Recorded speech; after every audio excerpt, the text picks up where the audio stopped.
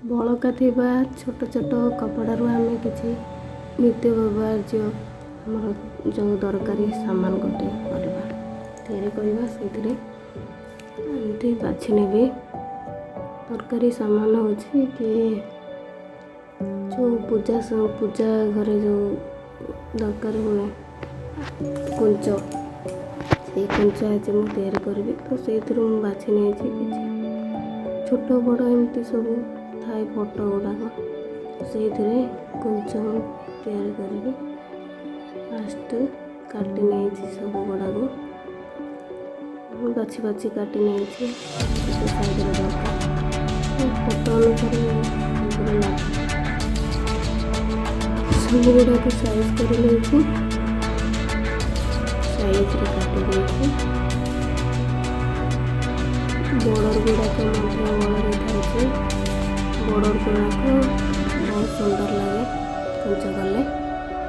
ଏତେ ସୁନ୍ଦର ସୁନ୍ଦର କପଡ଼ା ଗୁଡ଼ାକ ସବୁ ବଳିକି ଥାଏ। ଏଗୁଡ଼ାକ ଆମେ ଫୋପାଡ଼ି ଦେଉ ନା, ତ ଗୋଟେ କାର୍ଯ୍ୟରେ ଲଗାଇ ଦେଇଛି ମୁଁ।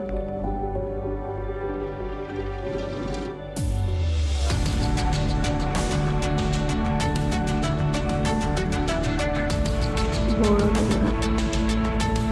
ସୁନ୍ଦର ଲାଗେ, କୁଞ୍ଚ ଭିତରେ ବନେଇଲେ ବହୁତ ସୁନ୍ଦର ଲାଗେ। ଏଥିରେ ବର୍ଡ଼ର ଗୁଡ଼ାକରେ ଲେସ୍ ମଧ୍ୟ ନ ଲଗାଇଲେ ବହୁତ ସୁନ୍ଦର ଲାଗେ। ଆଉ ଗୋଟେ କାମ କରିଥିବ, ଯେଉଁ ବଳକା ସୂତା ରହିଯାଇଛି ସେଗୁଡ଼ାକୁ ମୁଁ ଏଇଥିରେ ୟୁଜ୍ କରିଛି। ଆମେ ସାଧାରଣତଃ ଫୋପାଡ଼ି ଦେଉ ନା ଏମିତି ସୂତା ଗୁଡ଼ାକ, ମୁଁ ଏଇଥିରେ ୟୁଜ୍ କରିଦେଇଛି। ଜଣାପଡ଼ିବନି, ଭଲ ଲାଗେ। ଆଉ ଆମର ଅଦରକାର ମଧ୍ୟ ହୁଏନି, ଏଇଥିରେ ଲାଗିଯାଏ, ଦରକାରୀ ହୋଇଯାଏ। ତ ଆପଣମାନେ ମଧ୍ୟ ଫୋପାଡ଼ି ଦେଉଥିବେ ନା, କିଛି ଜଣ ଏମିତି କାମରେ ମଧ୍ୟ ଲଗାଇ ପାରିବେ, ଲଗାଉଥିବେ। ତ ମୁଁ ଏମିତି କିଛି ବି କରିଦିଏ, ହେମିଙ୍ଗ କରିଦିଏ, ନହେଲେ ଏମିତି କୁଞ୍ଚ ଛୋଟ ଛୋଟ ଜିନିଷରେ ମୁଁ ୟୁଜ୍ କରିଦିଏ।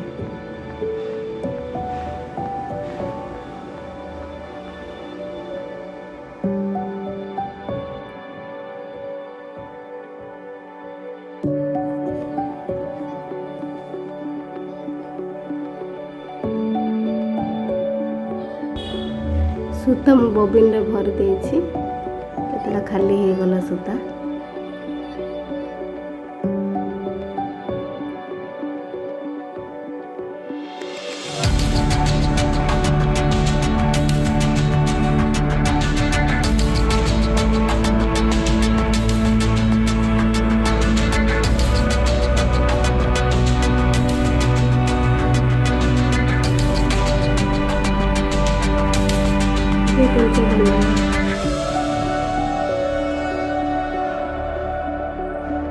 ହଳଦିଆ ହନୁମାନ ଫଟୋରେ କୁଞ୍ଚ କଲେ ଭଲ ଲାଗେ।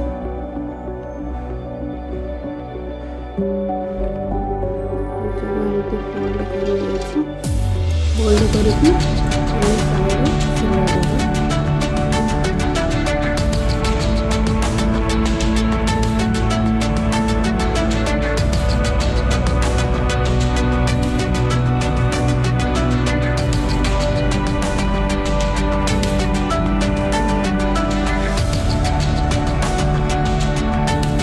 ତିନି ସାଇଡ୍ ସିଲେଇ ନେଇଛି, ଆଉ ଗୋଟେ ପଟେ କୁଞ୍ଚ ଦେବା।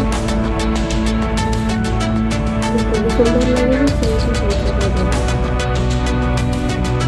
କୁଞ୍ଚ ମୁଁ ଦେଇଦେଇଛି,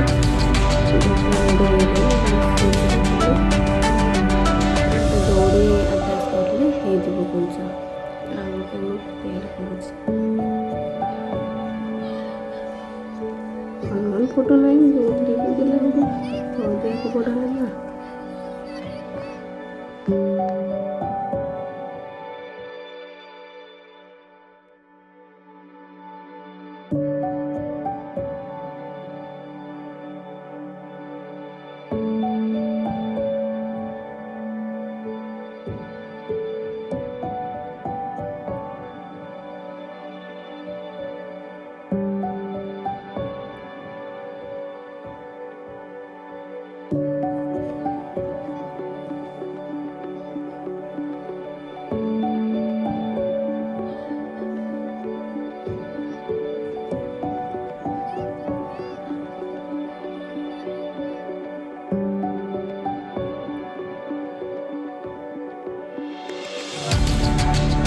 ଦେଖିବା ଏମିତି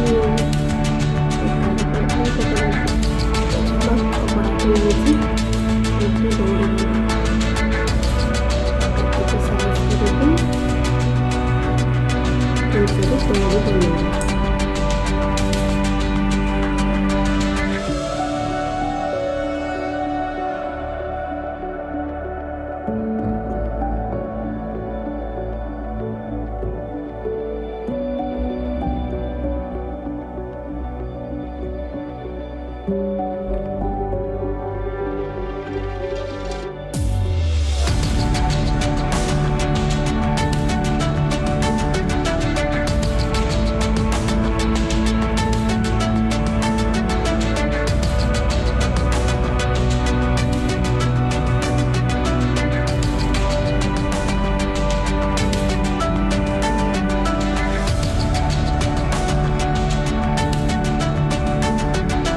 ନାଡ଼ା ଯେମିତି ତିଆରି କରନ୍ତି ଡବଲ ଫୋଲ୍ଡ କରିକି ସେମିତି ନାଡ଼ା ପ୍ରସ୍ତୁତ କରିବା।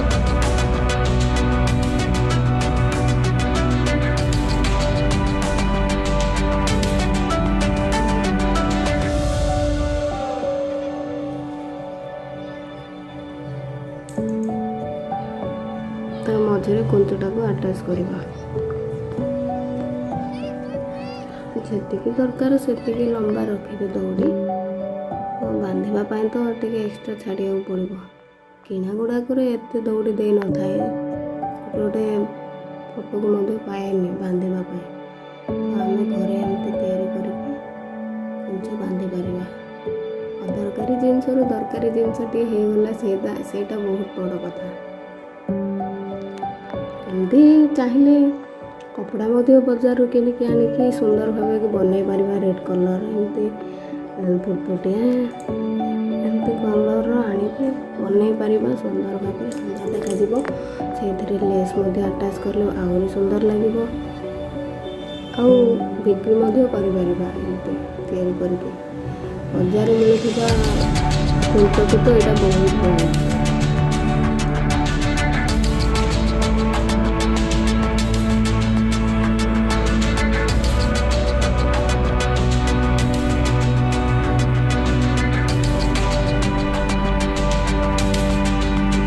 ରେଡ଼ି ହେଇଗଲା। କେତେ ସୁନ୍ଦର ଲାଗୁଛି। ଏମିତି ଘରେ ବନେଇକି ୟୁଜ୍ କରିପାରିବା। ବହୁତ ସାରା ଏମିତି ମୁଁ ବନେଇ ଦେଇଛି, କୁଞ୍ଚ ବନେଇ ଦେଇଛି। ବାସ୍ ଖାଲି ସେଇଥିରେ ଦୌଡ଼ି ଆଟାଚ୍ କରିବା କଥା।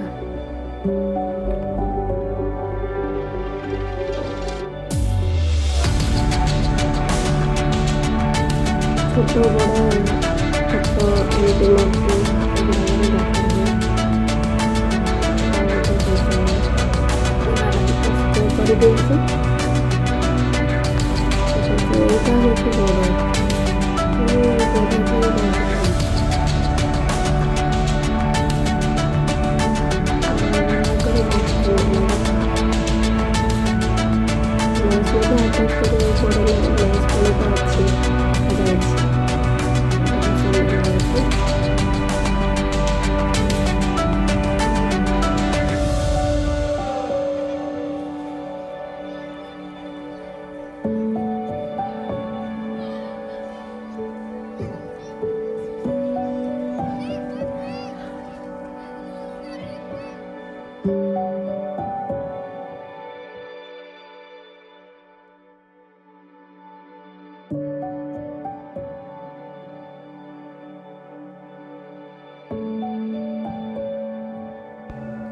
କୁଞ୍ଚ ବନେଇଲା ପରେ ଆପଣମାନେ ଚାହିଁଲେ ସେଇଥିରେ ଯଦି ଲେସ୍ ଅଛି ତ ଲେସ୍ ମଧ୍ୟ ଆଟାଚ୍ କଲେ ବହୁତ ସୁନ୍ଦର ଲାଗିବ।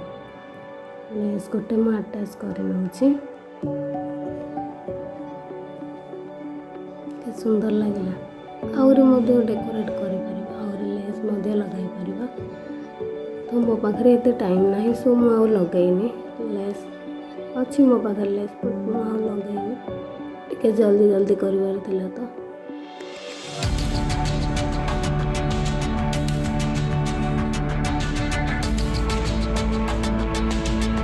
ସେଗୁଡ଼ାକ ଦରକାର ନଥିଲା, ସେଗୁଡ଼ାକ ରଖିଦେଇଛି। ନେକ୍ସଟ୍ ଟାଇମ୍ କରିବି କେତେବେଳେ। ଗୋଟେ ଏତିକି ଏବେ କରିଦେଇଛି। ଛୋଟ ବଡ଼ ଏମିତି ସବୁ କୁଞ୍ଚ